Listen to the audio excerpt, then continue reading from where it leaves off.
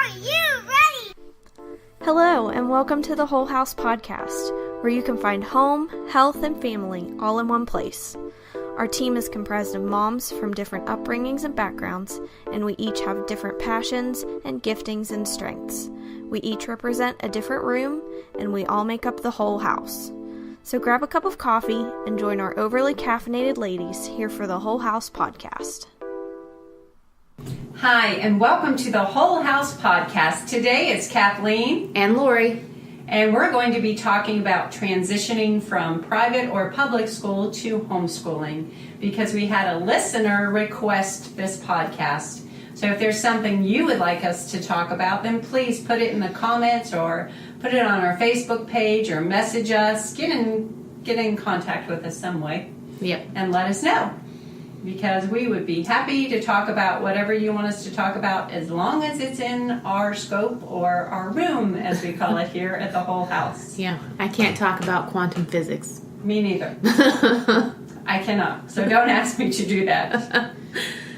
I'm going to let Lori start because it's a little fresher in her mind because my eldest went to public school for a couple years.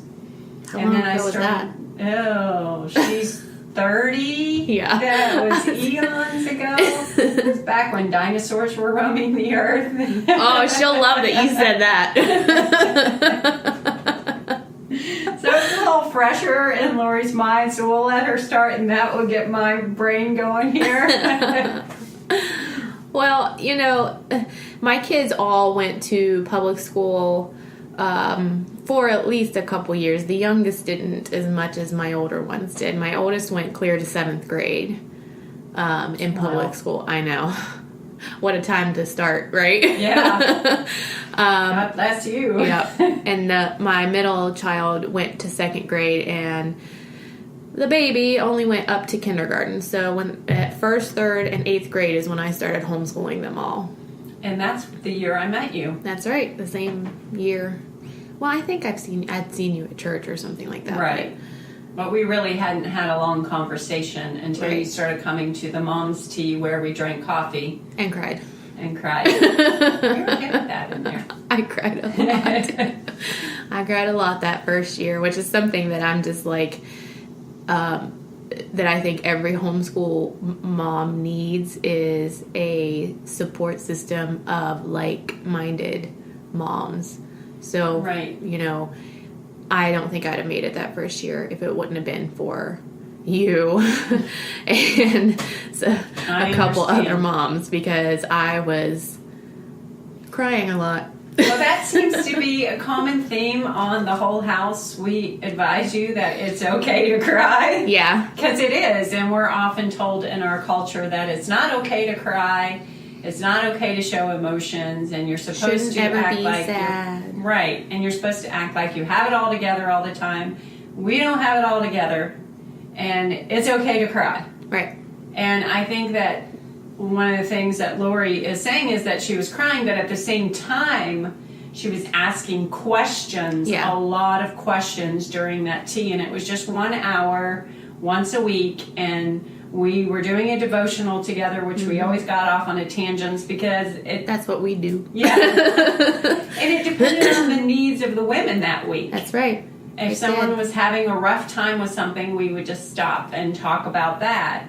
And so asking those questions of moms that have been there before. So if you're thinking about homeschooling, find someone who's already homeschooling. Right. Not someone who's been homeschooling for a week. Right. But someone who's been homeschooling for years. Right. And everything that they're doing may seem so foreign to you. And it may seem like, I don't know how to accomplish all those things or do all those things, but baby steps. Right. You'll learn. Right. You'll learn. And one of the things that you'll learn is you have to change your whole idea of education. Yes. And when I say that I cried the whole time, I'm pretty sure that a lot of it were tears of relief that I was not alone. Right. Yeah, that's what I mean. You were asking questions like, this has happened this week. is this normal, or should I be concerned about that? And we would all be like, yeah, that's the way it is. You're okay. You're doing great. You're on the right track. It's okay. Right. Because one of the myths of homeschooling is that all of your children will love it so much, and they'll be dressed every morning, and they will be perfectly coordinated. They are dressed. They are dressed. But I'm thinking like dressed to the T. Yeah. Like I was saying on another one of our podcasts, it was a big thing when I first started homeschooling that everybody was wearing khakis and polos. And jumpers. Denim that's jumpers. right. Denim jumpers. I remember when I first started homeschooling and I was taking my kids every week to the Y for this. They had swimming lessons. They had all these activities there for homeschoolers.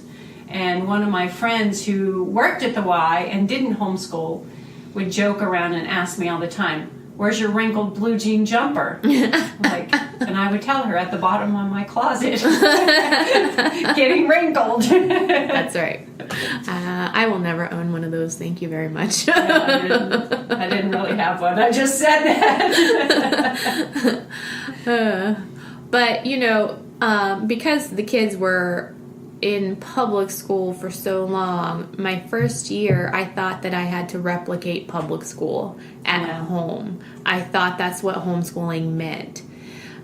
So we set up a school area in our basement, in our mostly finished basement, with desks and a filing cabinet and computers that were gifted to me.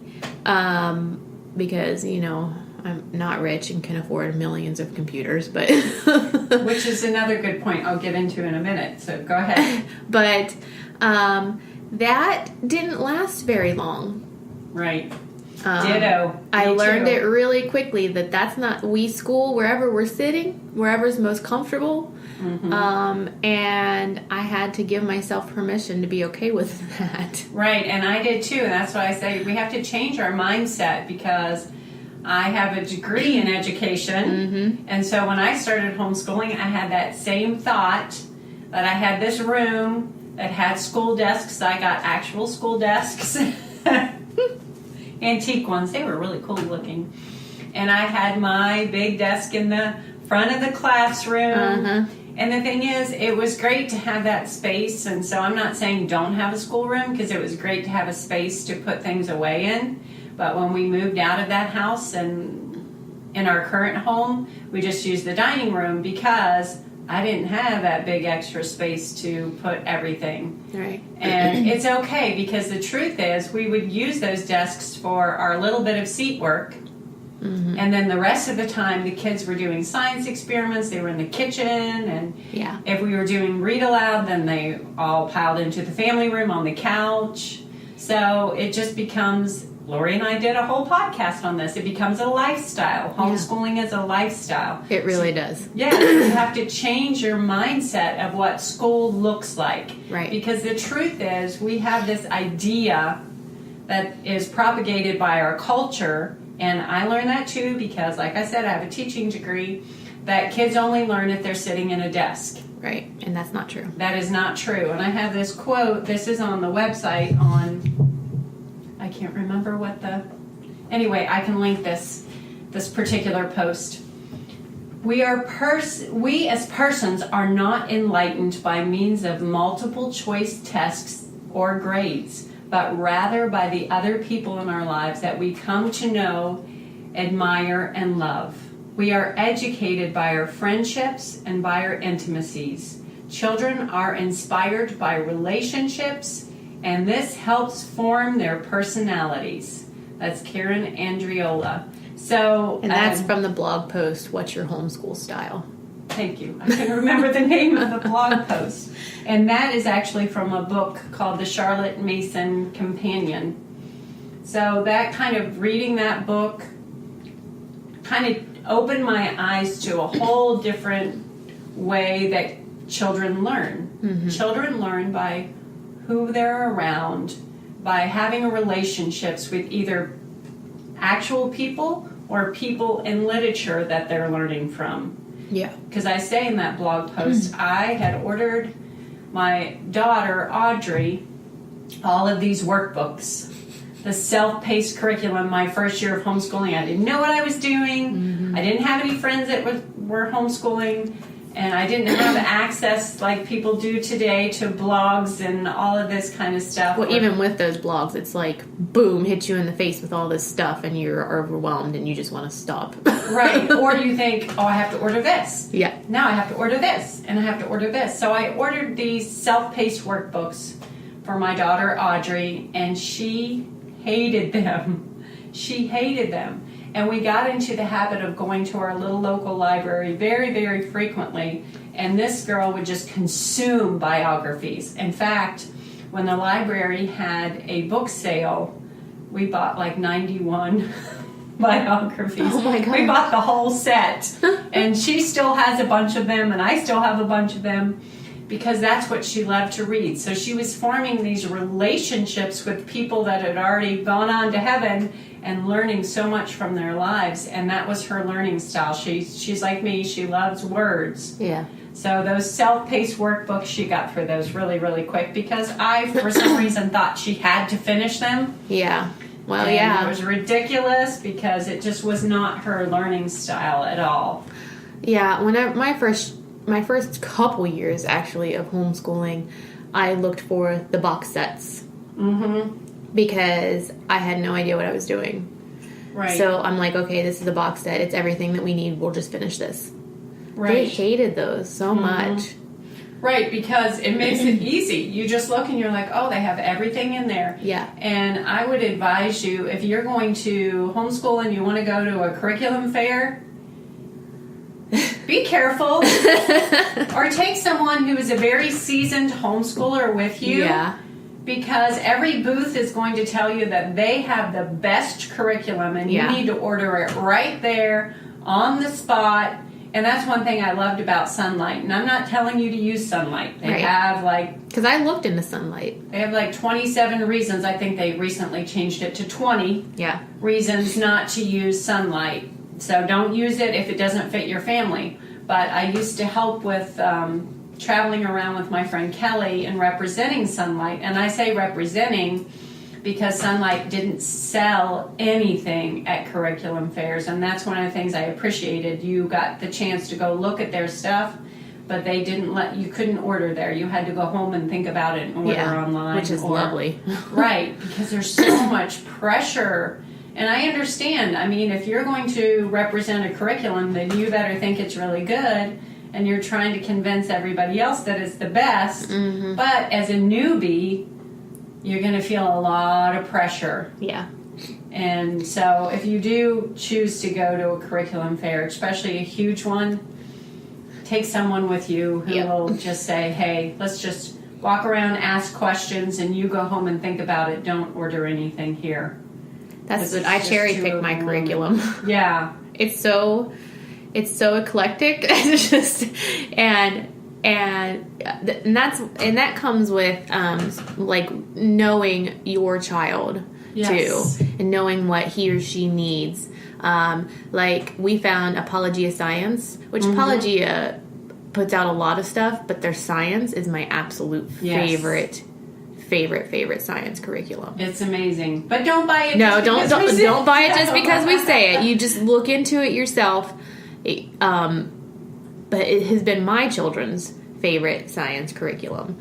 And like we've used Life of Fred for math for years, which not everybody likes because it gives you math in a storybook type setting.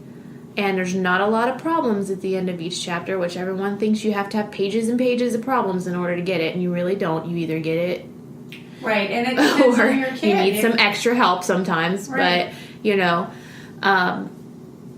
So we use Life of Fred Forever, but just recently this year, because pre-algebra is coming up for my middle son, and I'd already been through Life of Fred pre-algebra with my older son, and I realized it's not going to work for my middle son. Yeah. And I just ordered Matthew C, which I've heard great things, but I've not used it. And so it looks great, but time will tell, you know. Right, and that is a very good point, though. If it doesn't work, you chuck it. Right. You just say, hey, this isn't working. And I would encourage you, if you're looking into homeschooling, before you order a full curriculum, bring your kid home and spend some time figuring out what their learning style is. Figuring out whether they're audio learners, visual learners, kinesthetic learners. Figure it out and research that. If you don't know anything about learning styles, then find a couple good articles about that. Don't overwhelm yourself with it, but just observe your child. And before you order anything, and if you're just like, oh my gosh, I have to have a curriculum to start homeschooling. No, you don't. Because you may find that the first month or 2 or 3 that you're backtracking and filling in those gaps. Like if you're bringing your kid home because they have special needs. I was just getting ready to go into that. Yeah, I was going to let you talk about that. It's just something that that I had to cut.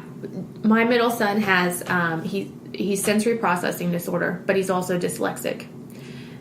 So reading and spelling and all of that is really hard for him. In the public school system, they were just pushing him through, right? And he wasn't understanding anything. Like they were just if he made a passing grade, which is D, yeah, they pushed him through. Right. Instead of taking the time, which I understand in public school, you can't take the time on an individual child when you have a classroom of 30. Right. You know, I understand that. Right. That's hard.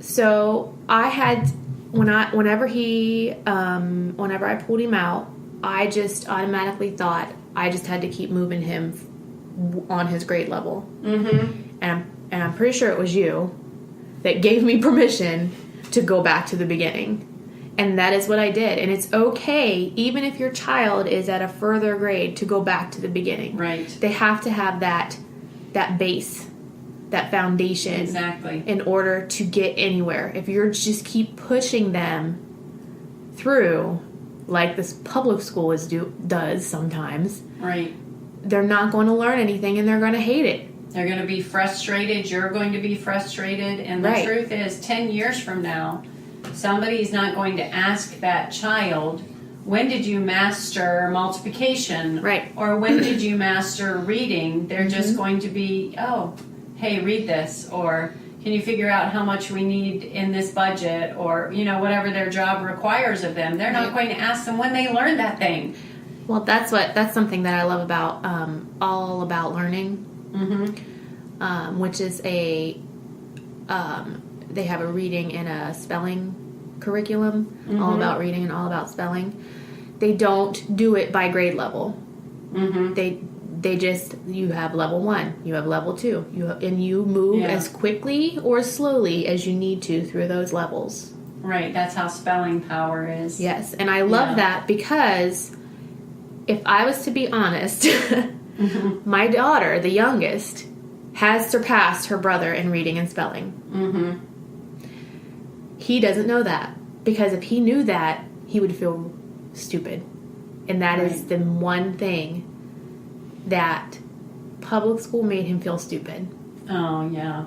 And so that is a sore subject for him. If somebody is insinuating he's stupid or has called him stupid, it really hits him hard. Right. And if you are pulling your child out because they have a special need and they just don't have the resources in your local area to provide what that child needs, then you're going to be amazed if you take the time to study their personality, study how they learn, that they're very gifted in other areas. Oh, yeah. And they may not ever find out that they're gifted in other areas unless someone takes the time to stop and look at that, because we're not putting down public school or public school teachers. I mean, like I said, they have a really hard job. They have a hard job, and they don't have the time and resources to get what every child needs on their level. And they're supposed to be providing academics. Well, if your children are not academically intelligent, there's all these different levels of intelligence. If they're not in that way intelligent, they may end up feeling dumb. So if they're intelligent in another area, like some of my kids were, they may not find it out unless you take the time to help them along and find out what they're interested in, what they're good at. Are they great at photography? Do they have a good eye? Like one of my daughters got a photography degree after high school, and she just has this eye that I just can't even. I know. I mean, I try to take a picture and it looks it's ridiculous. And she takes a picture and you can see the dewdrop on the leaf. Yeah. She just has that eye. And you just don't notice that. Right. Mine Yourself. You can barely tell. I know. It's a leaf. It's a leaf. It's a little blurry. It's okay. So, and another one of my kids he's a paramedic now. He's an adult now. And he just had this science thing, like anything in science, he was just so good at. But he didn't like the book part of it. Yeah. But he's the same person that if something would happen, you have to call 911, that's the guy you would want. Right. Because he's grace under pressure. He does not. He was the adventuring kid who did things like catch a jar of bees. And Are you talking about my son? and swing from branch to branch at the top of a tree. Like he had that adrenaline. He loved that adrenaline. And so as a paramedic, he's grace under pressure. He's really good at what he does, and he doesn't flinch. Well, that's what, we do the book work and, because there are some requirements that you have to meet, but you can get creative in the way that you do those requirements. Right. And JR will spend hours researching and watching videos on lure making, fishing lure making, or different parts of a gun, or hunting videos that he will, if we're in the woods, name off different animal poop. And I'm like, what? Or look at a patch in the ground and say, Mom, a deer was bedding there.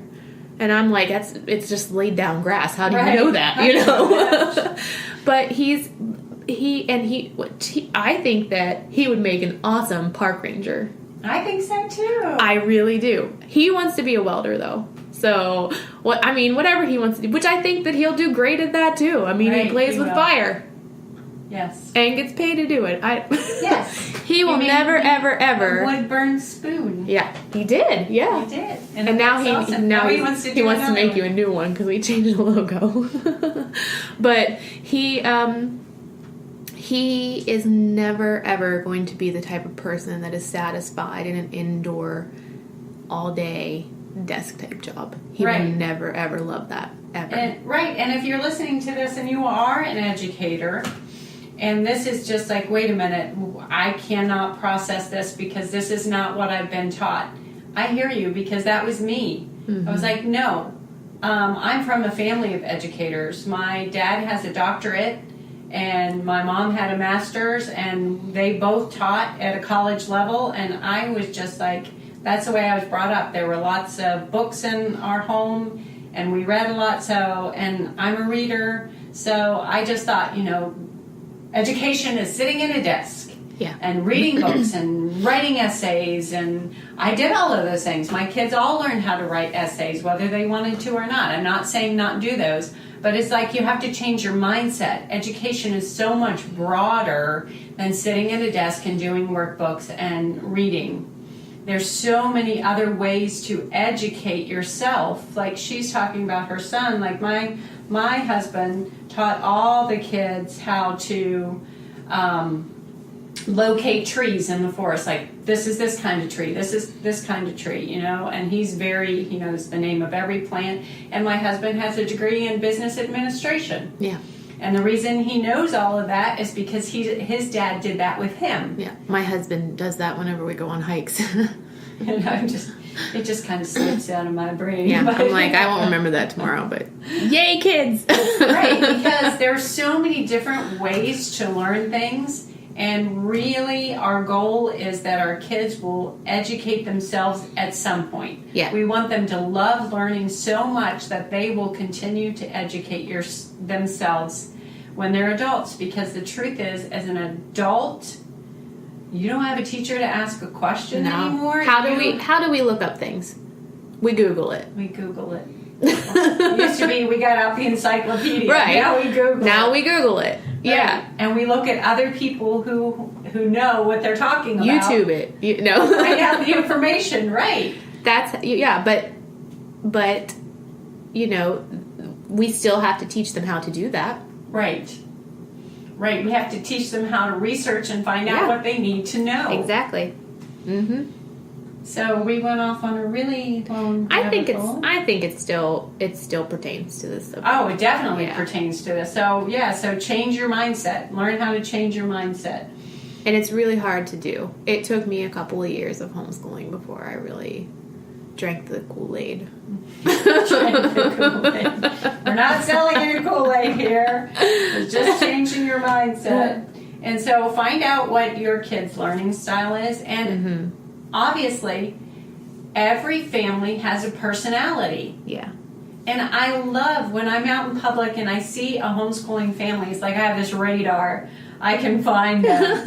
And they're always so amazing. I just love watching homeschooling families, especially if you're at the zoo or a museum or something like that. And they're all talking and they just have their own personality. And some of them like to dress alike. Like, okay, I was one of those people that when we went to the zoo, I got my kids all the same t-shirt so I could find them because 7 kids. Oh, that's where Audrey got that. That's where Audrey got that idea. And so. Which was very helpful when we went to the zoo. Yes, that was helpful. So you figure out, sit down and talk to your husband. What's our personality? Yeah. What kind of things do we like to do? Are you scout leaders? Do you like to read? Do you like to go to concerts? What kind of things does your family like to do? And tailor that education to your style. Yeah. We all have a different style. And if you find a local homeschool co-op and you start going, sometimes it's like you have to put earmuffs on. Yeah. So you don't hear, because everybody's going to be saying, well, this is how we do it, and this is how we do it, and this is the best way. And I've run into personalities at our own homeschool co-op where they were like, this is how you are supposed to do it.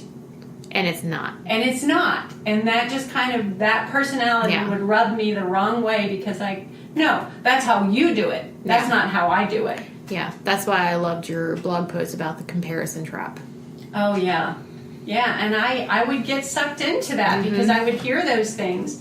And one of the things about our family personality is I was just talking about my husband teaching us about the trees and plants and stuff like that is once a week I would take my kids to the trail. Yeah. And we would go walk and we would get half a mile down the trail because we would have guidebooks and be looking up flowers and have to stop and get wet in the waterfall and all those sorts of things. So find out what your personality is. Yeah. And and you might have a general family personality, but each of your kids are still going to react differently to the things that you do. Like my daughter always has a backpack full of stuff that she might need. I had one of those. Well, she still has a backpack full of stuff, and now she has a baby. And when we go on hikes, she's the one with the backpack. She has the field guides. She has all this stuff so that we can look stuff up. That is her. My middle child, on the other hand, is the one that is going to go try to climb the tallest rock and jump off of it. And, like, that is his personality. Right. He's not worried about what kind of... I mean, he knows the leaves. Like, I think that he maybe sometimes absorbs it through osmosis. Right. I don't know. But he's very different from her. And they're very dynamic when we go. They both love to hike. But they're very dynamic in the way that they do it. And something along the lines of, I wanted to just double back for a second about them learning themselves, because this is fairly recent to me. My daughter broke her thumb. And we were in Med Express, and they took her back to do the x-ray. And she's like, Mom, it was weird because I knew what everything did whenever we went to go do the x-ray. I didn't teach her that. She learned it on her own. Wow. She's like, the reason that they put the thing on like the little magnetic things around the bone that they're x-raying is for so they can have something to gauge the size off of, because when the x-ray is blown up and you're looking at it, it's not true to size. Right. And I'm like, I didn't know that. Wow. You know, Right. I had no, I was like, okay then. Right. So, and it's just like what we were saying is the goal of education is self-education. And if your kids love learning, Yeah. which is one of our goals as homeschooling parents, is to get our kids to love learning so they will want to continue to learn. Mm-hmm. And she's educating herself in that way. Right. And she told the doctor when he was wrapping her arm in a splint why he was doing it the way he was doing it. She said, oh, I learned that if you have to wrap above and below the break whenever you wrap up. Wow. And he looked at her, he said, that's 100% correct. Then he started teaching her some other things because he's like, oh, okay. She wanted to learn. And this is a funny story from Audrey, my oldest daughter that we were talking about. She is a homeschooling mom now. Mm-hmm. She has 5 kids. And her little boy, Pip, asked this man out in public who was smoking, how you smoke. And she looked at the guy and she said, listen, he's not asking about your morality. He's asking you, really, how are you making smoke come out your mouth? So the guy just stopped and explained it to him. Yeah. And Pip was really excited about that. And kids just naturally, he's just 3 now, and they naturally have that curiosity. They want to know. Yeah. And you don't want to kill it. No, you don't. So that's just another pointer I want to give you, is if you pull your kids out of school, get them to the point where they're asking questions again. Mm-hmm. Give them some room and let them ask the questions and answer them. I used to tell my kids, like, okay, that's a really good question. As soon as we finish this worksheet, I will answer it. Because once I got them asking questions, they just didn't want to stop. But that's a good thing. Yes. That's a good thing. So you might want to take a while where you just let your kids start asking questions and answer them to the best of your ability. Get out your laptop and look it up if you don't know. I've done that a lot. I don't know. Let's go look that up. Mm-hmm. And that's a way of learning. And that's where we just say, okay, it doesn't have to be on paper. It doesn't have to be sitting at a desk. It can be, hey, what are tadpoles and what happens to them? And, anything like that. Take the time and answer those questions. And if you have to finish a certain set of curriculum, just say, you know what? As soon as we finish this chapter, we'll look that up. So let's just save that question. So I'm not saying stop everything every time, because obviously we can't. No, and toddlers especially, younger kids. Why? Right. Why? Actually, 13-year-olds too, because my son did that to me yesterday. So Why? But why? But why is a good question. Why? Well, his wasn't. His was just more of he was being smart with me. But okay. And that happens too. So also, if you're thinking legally, what do you have to do to start homeschooling? Well, we could only tell you what is legal in our state. Yes. But I would advise you to become a member of HSLDA. Yes, they're wonderful. And that membership will get you a discount at any local support group that you join usually. But I don't want to get into what our law says, because I don't want to confuse you. You're just going to have to contact your Board of Education. But first, become a member of HSLDA. Get on their website. Find out what the rules are and for your state. Right. Because sometimes when you just go straight to the Board of Education, if they're not educated in what homeschooling laws are, then they might tell you something that is not true. Right. So not because they're trying to. No, just because they just don't know. Yeah. Right. So if that's what you were looking for and you want to, we can't tell you all of that because it's different for every state. That's right. Our state, I think, is like on the medium level as far as difficulty to homeschool. Right.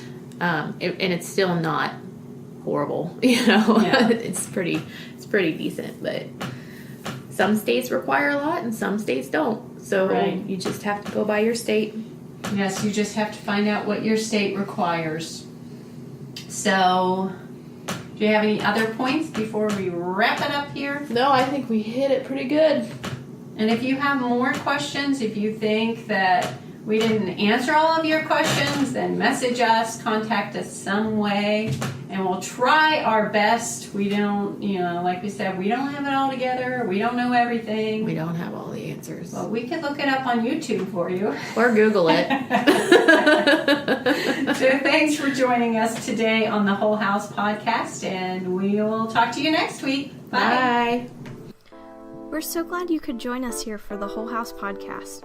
Please subscribe, and if you give us a review, we might pick our favorite and send you a prize. Please remember to like the Whole House Facebook page and follow us on Instagram at _whole_house.